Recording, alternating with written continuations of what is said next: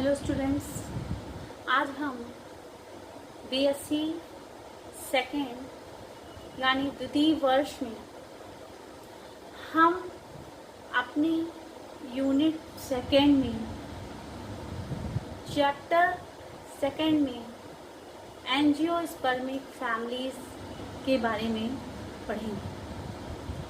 आज हम एंजियोस्पर्मिक यानी आवृतबीजियों की जो फैमिली लेंगे वो फैमिली हम आज डिस्कस करेंगे अपनी रैनन-कुलेसी, जिसमें सबसे पहले हम रैनन-कुलेसी के क्लासिफिकेशन के बारे में हम चर्चा करेंगे। आइए देखते हैं कि जो हमारी फैमिली है रैनन-कुलेसी, उसका क्लासिफिकेशन यानी उसका वर्गीकरण क्या है। आइए देखिए जो हमारी फैमिली है, फैमिली रैनन-कुलेसी।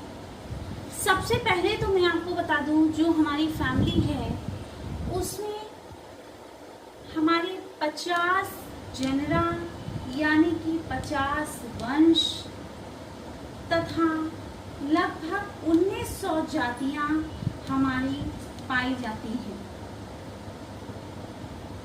देखिए, अगर हम रैनन-कुलेसी यानी इस कुल की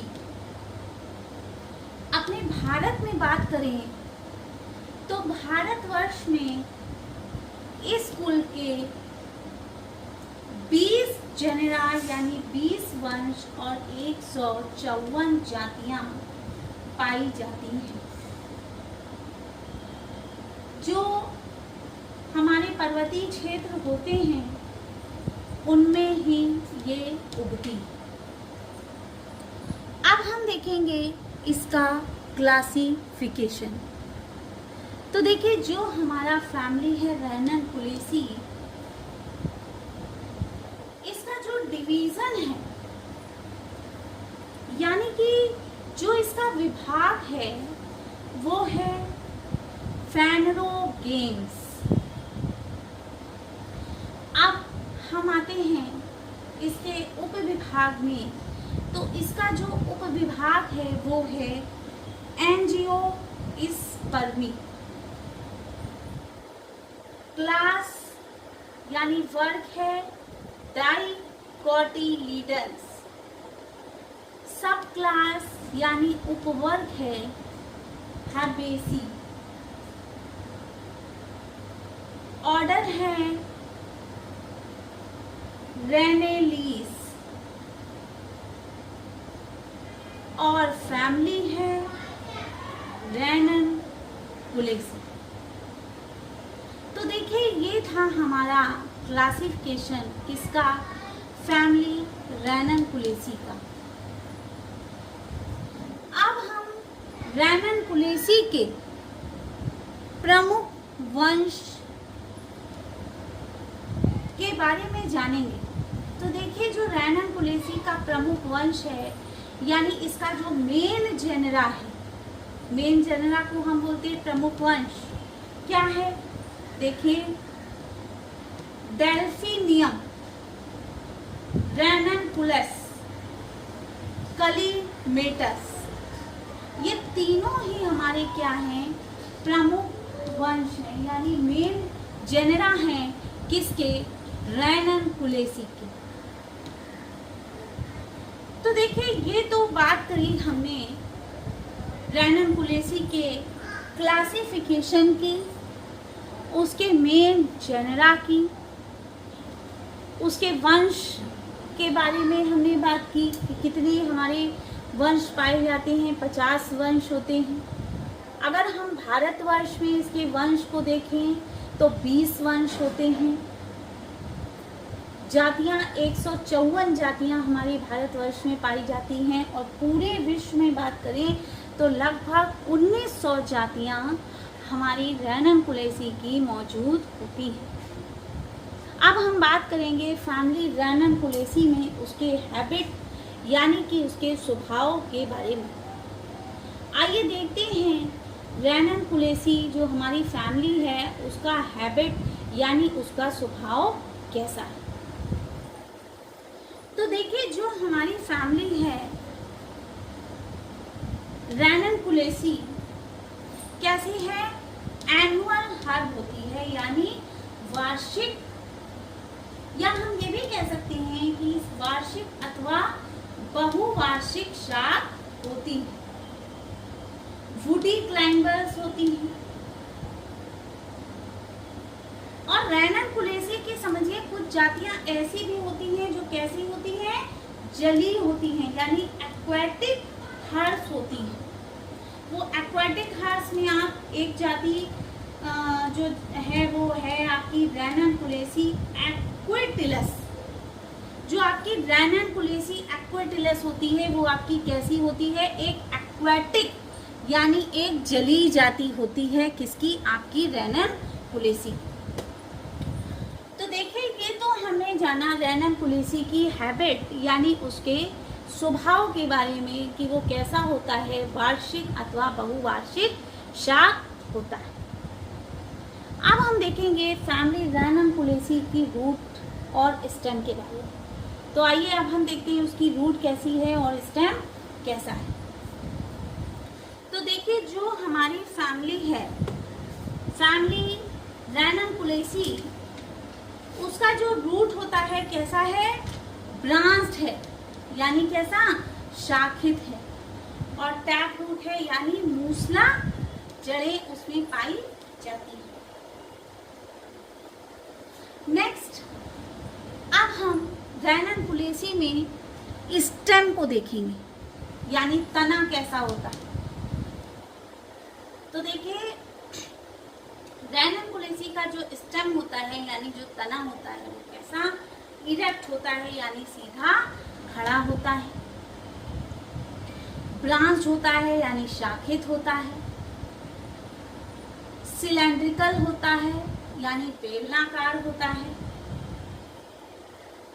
स्मूथ होता है और हरा यानी चिकना होता है और हरे रंग का होता है।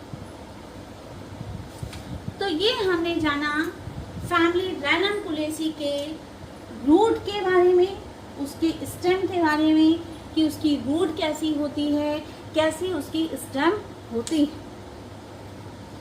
अब हम बात करेंगे रैननकुलेसी के लीफ की यानी कि उसकी पत्तियां कैसी होती हैं।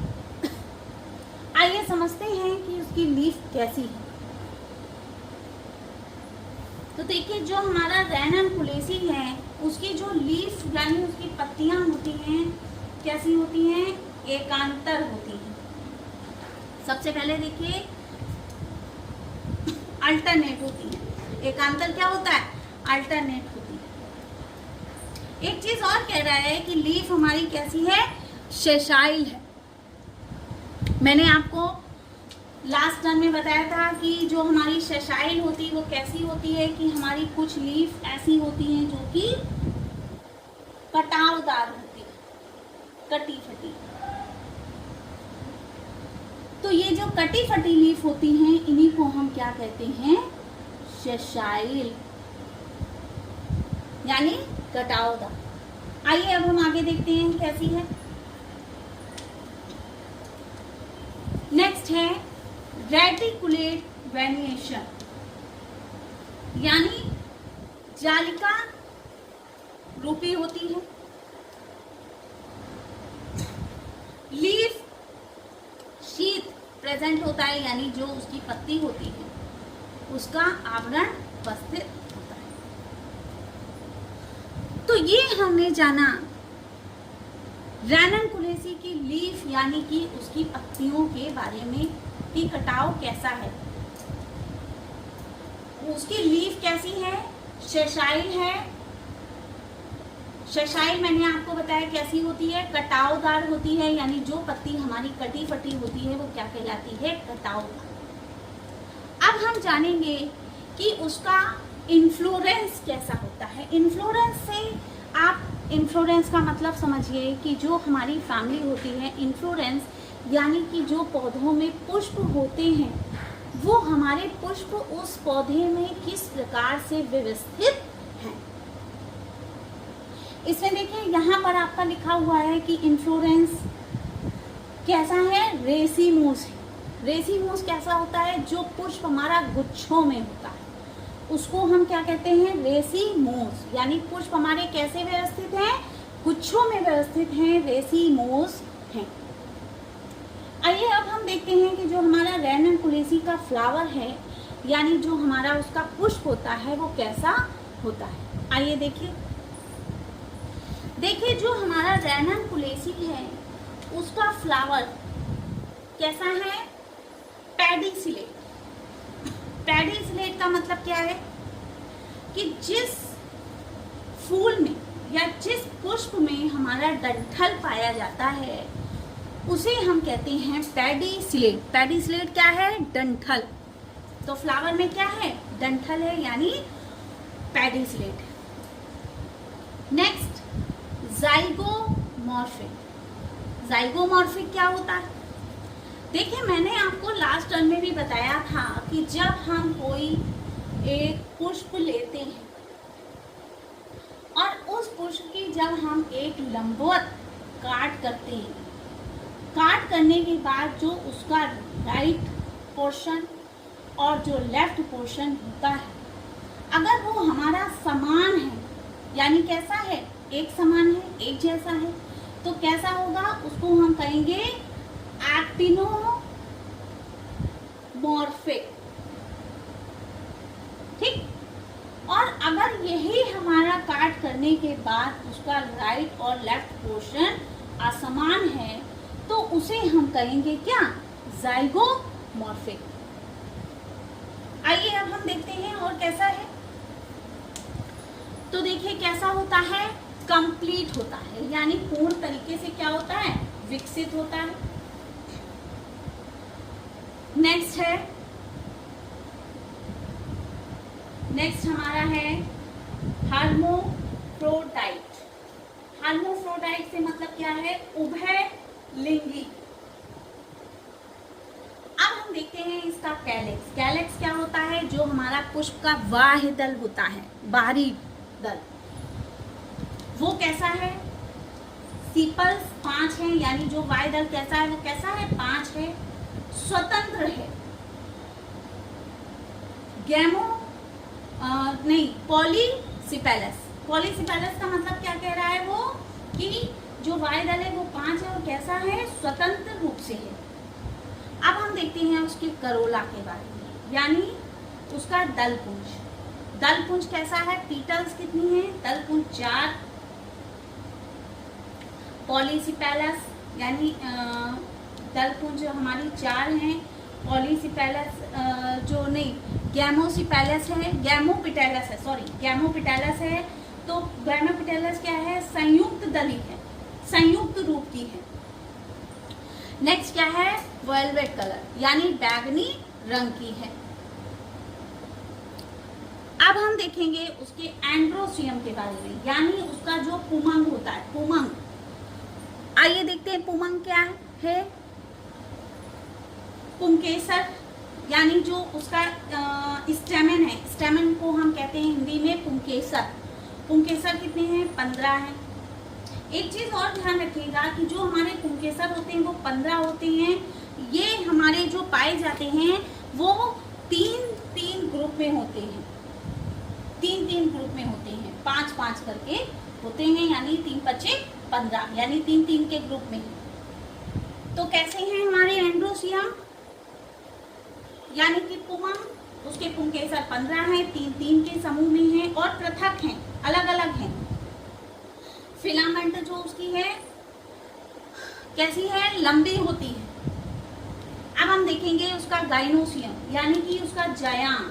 जायांग कैसा होता है, मोनोकार्पली। मोनोकार्पली का मतलब क्या होता है कि उसका जायांग कैसा है, एक अंडपी है, एक कोष्ठी है, यानी जिसके कोष्ठक, चैम्बर की कोष्ठक की संख्या 1 होती है तो एक कोष्ठकी है। नेक्स्ट हम ये भी कह सकते हैं कि स्टिग्मा, यानी उसकी वर्तिका कैसी है, साधारण है। इसी में हम कह सकते हैं उसकी स्टाइल जो होती है कैसी होती है, लॉन्ग होती है, मतलब कम लंबी होती है, लेस लॉन्ग, कम लंबी होती है। तो ये तो हमने जाना रैननकुलेसी के habit, root, stem, leaf, inflorescence, flower, calyx, corolla, androecium और हमने जाना उसके गाइनोसियम के बारे में। अब हम जानेंगे जो हमारा रैननकुलेसी का फ्रूट होता है उसको कहते हैं फॉलिकल। अब देखिए उसका फ्लोरल फॉर्मूला यानी पुष्पसूत्र क्या है। पुष्पसूत्र ब्रैक्टिएट है, जाइगोमॉर्फिक है, कंप्लीट है, पूरी तरह से विकसित है, उसमें मेल भी है और उसमें फीमेल भी है। कैलिक्स हमारे 5 हैं, करोला 4 है, एंड्रोसियम कितने हैं 15 हैं और गाइनोसियम हमारा कितना है 1 है। तो ये था फ्लोरल फॉर्मूला किसका, रैननकुलेसी का। तो आज हमने पढ़ा अपनी फैमिली रैननकुलेसी, जिसमें हमने उसके क्लासिफिकेशन के बारे में बात की, उसकी leaf, stem, root, androecium, gynoecium, fruit, floral formula, ये सब के बारे में हमने चर्चा की। आई होप आज का जो टॉपिक था वो आप सबको समझ में आया होगा। नेक्स्ट टॉपिक हम अपना कल डिस्कस करेंगे। Thank you.